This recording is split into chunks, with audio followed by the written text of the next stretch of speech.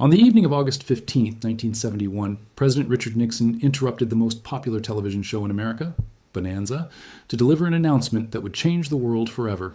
He spoke for 18 minutes. Most Americans did not understand what he was saying, but buried in that speech was a single decision that would reshape the global economy, destroy the savings of an entire generation, and set in motion the exact crisis we are now facing in 2026. Nixon closed the gold window. He promised it would be temporary. He promised your dollar would be worth just as much tomorrow as it was today. He promised stability. Every single one of those promises was a lie.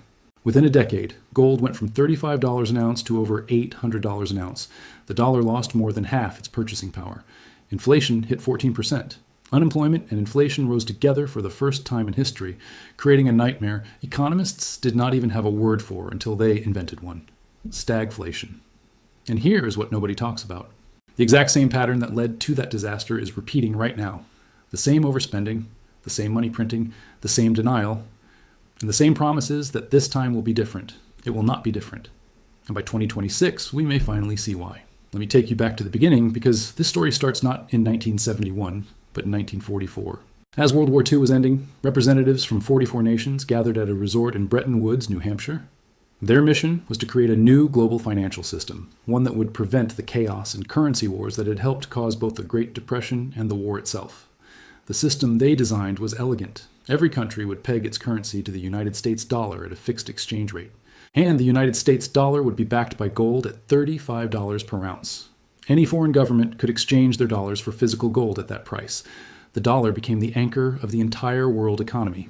Not because of a treaty alone, but because it was backed by something real. The system worked beautifully for 25 years. Europe rebuilt, Japan rose from the ashes, global trade flourished. The American middle class experienced the greatest expansion of prosperity in human history. And at the center of it all was the dollar, trusted because it was as good as gold. But there was a problem. The system only worked if the United States maintained discipline.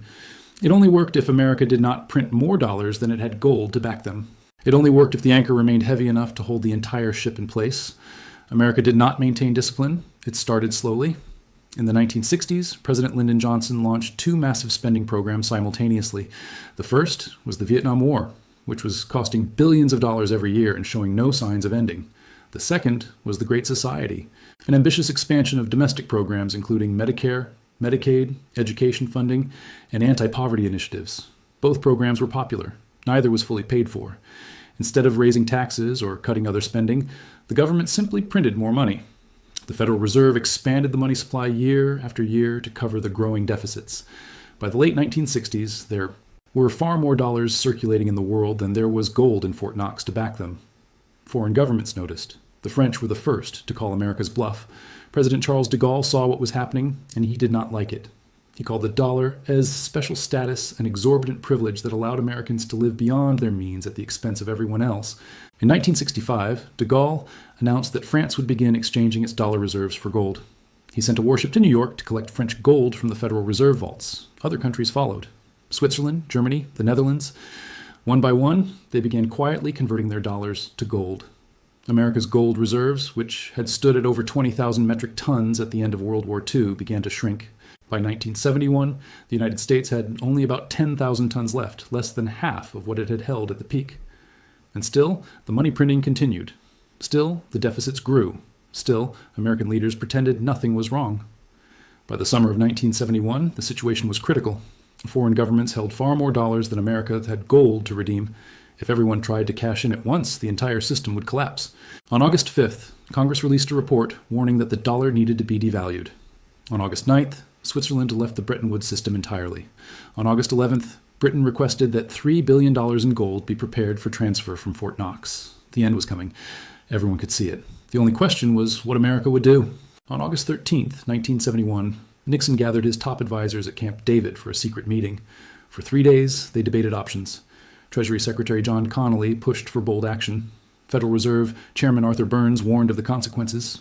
Paul Volcker, who would later become Fed chairman himself, helped work out the details. On Sunday evening, August 15th, Nixon went on television. He announced what he called a new economic policy. The most important part was buried in the middle of his speech. The United States would temporarily suspend the convertibility of dollars into gold. Temporarily. Nixon promised Americans that this was not a devaluation. He said, and I quote, "Let me lay to rest the bugaboo of what is called devaluation. If you are among the overwhelming majority of Americans who buy American-made products in America, your dollar will be worth just as much tomorrow as it is today." He was lying. He knew he was lying. Everyone in that Camp David meeting knew the truth. Once the dollar was cut loose from gold, there would be no going back. The temporary suspension would become permanent, and the dollar would begin a decline that continues to this day. The immediate reaction was chaos. Currency markets around the world went into turmoil. The Japanese yen, which had been fixed at 360 to the dollar, began to rise. European currencies fluctuated wildly. The system that had provided stability for a generation was suddenly gone. Nixon tried to patch things up. In December 1971, the major economies agreed to a new set of exchange rates called the Smithsonian Agreement. Nixon called it the most significant monetary agreement in the history of the world. It lasted 15 months. By 1973, the entire system had collapsed. Currencies began to float freely against each other for the first time in modern history. And then came the consequences that Nixon had promised would never happen. Inflation, which had been running at about 6% when Nixon made his announcement, began to climb. By 1974, it was over 12%. By 1980, it peaked at nearly 15%. The dollars that Americans had saved for retirement, for their children's education, for emergencies, lost more than half their purchasing power in less than a decade. The price of gold tells the story most clearly. Remember, Nixon promised the dollar would be worth just as much tomorrow as it was today. Gold was $35 an ounce when he made that promise. By January 1980, it cost over $800 to buy that same ounce of gold. That is not stability. That is the destruction of a currency in slow motion.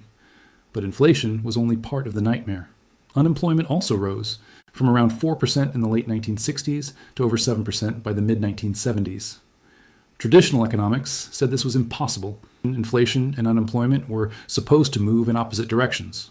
When inflation was high, unemployment should be low, and vice versa. The 1970s proved that theory wrong. Americans experienced the worst of both worlds. Prices rising while jobs disappeared, wages stagnant while the cost of living exploded.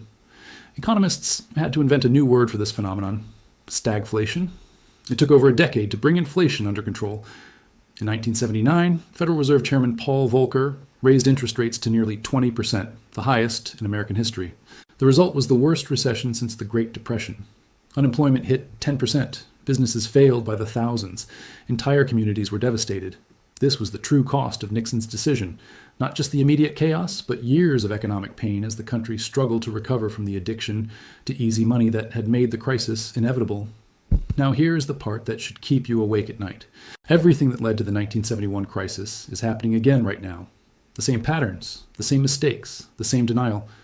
In 1971, America was fighting an expensive war that it was financing with borrowed money and printed dollars. Today, America has spent trillions on wars in the Middle East and continues to maintain military operations around the globe, all funded by deficits. In 1971, America had launched expensive domestic programs without raising taxes to pay for them. Today, America has made trillions in promises for Social Security, Medicare, and other programs that it has no realistic way to fund. In 1971, the Federal Reserve was expanding the money supply to cover government deficits. Today, the Federal Reserve has printed trillions of dollars since 2008, and the printing accelerated dramatically during and after the pandemic. In 1971, foreign governments were starting to lose faith in the dollar and looking for alternatives. Today, China, Russia, and the BRICS nations are actively building payment systems that bypass the dollar entirely. Central banks around the world are buying gold at the fastest pace in decades. In 1971, American leaders promised that everything was fine, that the dollar was stable, that there was nothing to worry about. Today, you hear the same reassurances from the same types of officials, even as the national debt approaches $40 trillion and the interest payments alone exceed $1 trillion per year. The pattern is identical. The only difference is scale. In 1971, America had a debt problem. Today, America has a debt catastrophe. When Nixon closed the gold window, the national debt was around $400 billion. Today, it is nearly 100 times larger. And when Nixon promised the dollar would hold its value, gold was $35 an ounce. Today, gold is over $2,000 an ounce. The dollar has already lost more than 98% of its purchasing power since that August evening in 1971, and the decline is accelerating. In 1971, America still produced most of what it consumed. American factories employed millions of workers. The trade balance was roughly even. Today, America imports far more than it exports. The factories are gone. The trade deficit is hundreds of billions of dollars every year. The only reason the dollar remains the world reserve currency is inertia and the lack of a clear alternative. But that alternative is being built right now, piece by piece, by countries that have decided they no longer want to depend on American monetary policy. Here's what happened in 1971. For years, the warning signs accumulated, the deficits grew, the gold reserves shrank, the money supply expanded, foreign governments grew restless, and American leaders kept promising that everything was fine, that the system was stable, that there was no need to worry. Then, in a matter of weeks, everything changed. The pressure built until it could no longer be contained, and the system that everyone thought would last forever collapsed almost overnight. We are at that same point again. The debt has grown to levels that would have been unimaginable in 1971. The deficits are structural, built into the system in ways that no politician seems willing to address. Foreign governments are openly discussing alternatives to the dollar. The Federal Reserve has expanded its balance sheet to levels that would have horrified every economist of Nixon's generation. The pressure is building, and the same people who told you inflation was transitory, who told you the banking system was stable, who told you there's nothing to worry about, those same people are telling you today that the dollar will remain strong forever. They told you the same thing in 1971, and they were wrong. Nixon's mistake was not just closing the gold window. His mistake was thinking that you can finance endless spending with printed money without consequences. His mistake was believing that promises can substitute for discipline. His mistake was assuming that because something has always worked, it will continue to work forever. America is making those exact same mistakes today. We are spending money we do not have on programs we cannot afford, financing it all with debt that we never intend to repay. We are printing dollars as if the printing press can create real wealth. We are making promises to our children that we know we cannot keep. In 1971, the bill came due. It came due suddenly, after years of denial and delay. It came due in the form of stagflation, recession, and a decade of economic misery. The bill is coming due again, and the longer we wait, the larger it grows. There is something else about 1971 that most people do not understand. The decision to close the gold window was not made democratically. Congress did not vote on it. The American people were not consulted. 15 men met in secret at Camp David for 3 days, made a decision that would affect every person on earth, and announced it on a Sunday evening when the markets were closed. By the time ordinary Americans understood what had happened, it was too late to do anything about it. Their savings were already trapped in a currency that would lose most of its value over the next decade. Their retirement plans, built on assumptions about what a dollar would be worth, were already doomed. The wealth transfer from savers to debtors, from the middle class to the financial elite, had already begun. That same dynamic exists today. The decisions that will determine whether your savings survive the next decade are being made right now, behind closed doors, by people you will never meet. The Federal Reserve, the Treasury Department, the major banks, they are all positioning themselves for what is coming. The question is whether you're positioning yourself too. Let me tell you what the smart money is doing. Central banks around the world are buying gold at a pace not seen in over 50 years. China has been accumulating gold for years, often in ways that do not appear in official statistics. Russia has built a gold reserve that now backs a significant portion of its currency. Even traditionally dollar-friendly countries are diversifying their reserves away from American debt. These are not conspiracy theories. These are publicly available facts that anyone can verify. The institutions that understand monetary history best are quietly preparing for a world where the dollar is not as dominant as it is today. They remember what happened in 1971. They see the same patterns emerging, and they are acting accordingly. The difference between 1971 and today is that the stakes are higher and the fall will be harder. In 1971, America was still the world's largest creditor nation. Today, America is the world's largest debtor nation. In 1971, America still had significant gold reserves. Today, those reserves are a tiny fraction of the total debt.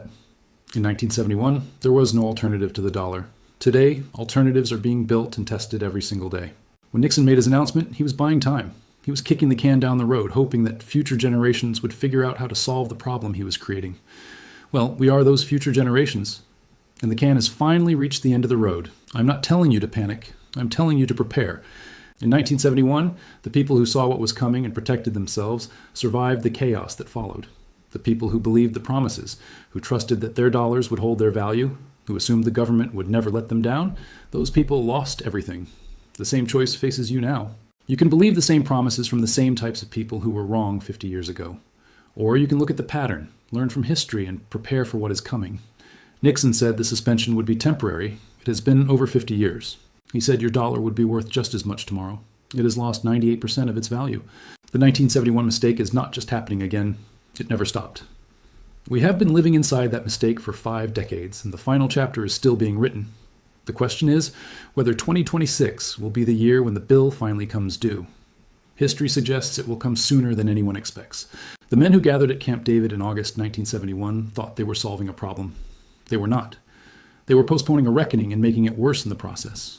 Every dollar printed since that day, every deficit run, every promise made without the means to keep it, has added to the weight that will eventually come crashing down. Nixon called his announcement a new economic policy.